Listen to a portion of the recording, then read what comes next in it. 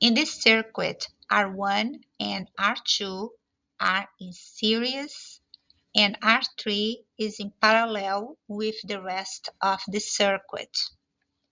This is the series parallel type of circuit, and I'm going to use the verb table to solve for voltage, current, and power for this circuit. First, let me combine R1 and R2 because both are in series. So I'm going to call R12 the result of adding the 15 ohms with 9 ohms, which is 24 ohms. Now 24 ohms is in parallel with 10. So to find the combined resistance between both, which we call equivalent resistance or total resistance, is 24 inverse plus 10 inverse, and the result on your calculator, you hit inverse one more time. So the final answer is 7.06 ohms.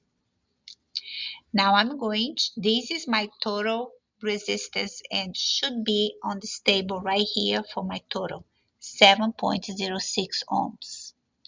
Now I'm going to use the information for the total voltage and total resistance to calculate the total current of the circuit, which is this arrow right here. This is the one before hit this joint and split between this current that is flowing through R1 in series with R2 and the current that is flowing through R3. So now I'm using Ohm's law, which is V over R. So 6 divided by 7.06 is 0.85 amps. Now, I have observed that the voltage on R3 is 6 volts. As you see, the terminals of this resistor is connected to the battery. So my R3 voltage, the voltage over R3 is 6 volts. So I'm going to use Ohm's law for current and calculate the current that is flowing through R3, which is 0.6 amps.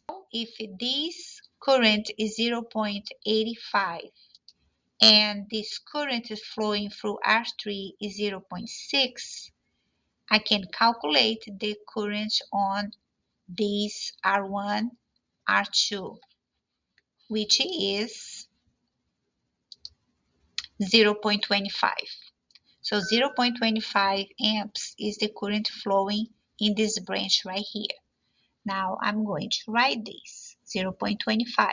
Now I can use again Ohm's law for voltage and calculate the voltage drop on each resistor, R1 and R2.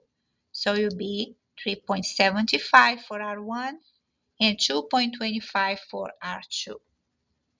Finally, I'm going to use the formula for power, which is V times I, to calculate the power on each resistor. So I have here 0.94 watts, the second one 0.56 watts, and the third one 3.6 watts. When I add them, I have 5.1 watts.